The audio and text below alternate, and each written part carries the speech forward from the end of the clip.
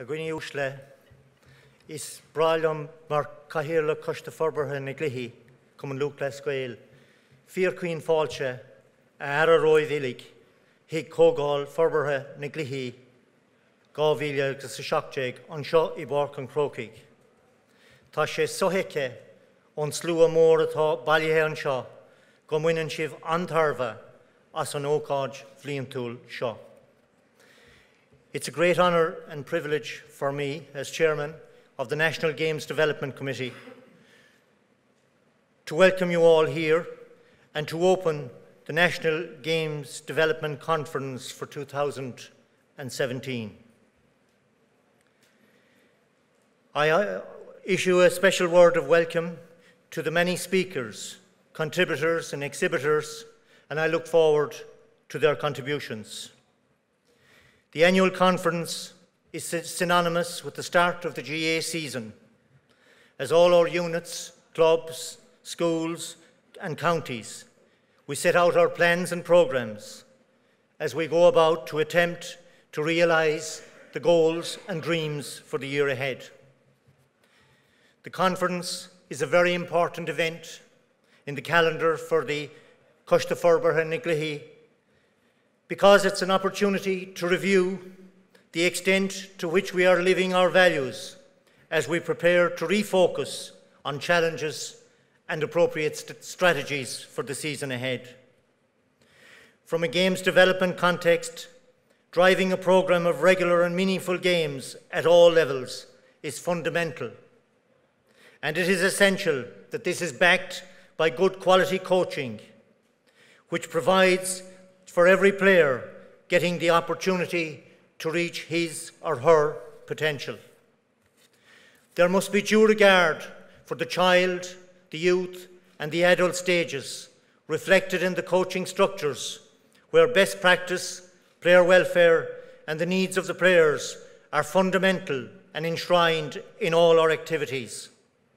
Hopefully, as many of you return to your community clubs after this weekend, the hallmarks of quality and best practice will enrich your efforts into the future, and this in turn will lead to an atmosphere where contributions are valued and you and your club will have a stronger reputation in your community.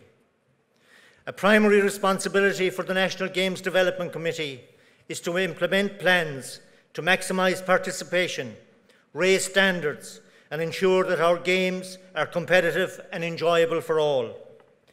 We are successfully raising the bar on these fronts with initiatives such as the Cool Camps, where numbers have increased from 87,000 to 127,000 over the last 2 years, a phenomenal 46% increase.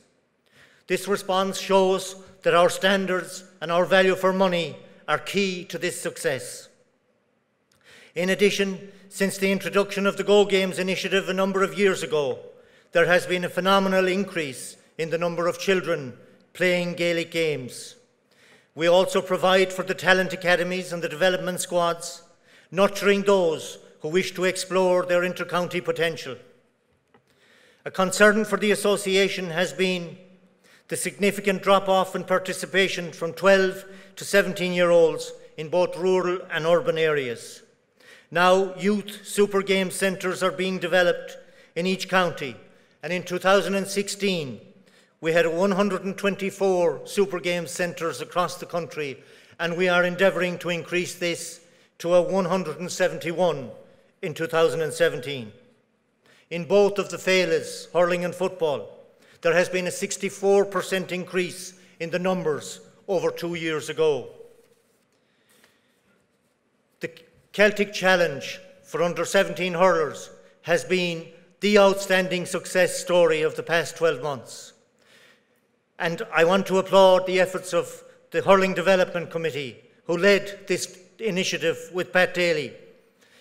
We've gone from what was 10 to 13 games, depending on the year, for B and C minor championships, to 110 games played in this category in 2016. In the area of coach education, we oversee the development of new initiatives on a regular basis, and we are currently piloting a new Award 2 programme. The coach has a vital and powerful role, as the coach-player relationship affects participation, motivation and performance. We are here to support you to become the best and provide the best for your players. In this digital age, I am happy to report that there are currently 36,000 registered users on the GAA e-learning platform. The Games Development Committee is conscious too that we face significant challenges in the preparation of our teams. We must aim to provide the best. Coaching the skills of the games remained paramount and foremost, but we must also embrace sports science, and we must be careful to do so in a manner that is in line with our values of amateur status, community identity and player welfare. The event will help to give you the knowledge and tools to make judgments about the best way forward and for best practice. We should be respectful and proud of the unique position we hold as GAA people, and particularly in relation to our ethos, culture and games. At this juncture, I wish to acknowledge the outstanding contributions to games development and coaching from the games development staff here in Croke Park, particularly our Director of Games Development and Research, Pat Daly. His vision over many years has continually and consistently challenged our approach to coaching and games development. He always wanted to do things better, and because of Pat's vision and his consistent hard work, we are in a very good place with games development. To Peter Horgan in particular as well, who leads the organisation of this conference. To Jimmy Darcy for his hard work in servicing the National Games Development Committee and for his dedication to the objectives of games development. To David Sweeney for his work and expertise in developing this new area, the e-learning platform. To Pat Culhane, our Child Games Development Officer, for his very important work as well, coordinating the primary schools. To Caoimhe O'Neill, who manages the planning and operations in games development. And I want to pay a particular tribute to Anya Gibney for her work with the overseas. And I would just like to emphasise that to something that we'll applaud from time to time, but to witness the phenomenal growth and development in the games overseas and the extraordinary commitment of our many volunteers in the various parts of the world, leading and pioneering the development of our games in their new communities.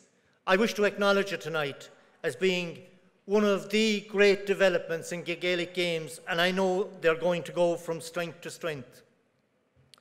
I mentioned the huge growth in Cool Camps, and I want to applaud Charlie Harrison, our National Cool Camp Coordinator, for his sense of initiative and for the expertise and the drive and the vision that he had in the few years that he's been involved. It has seen such phenomenal growth.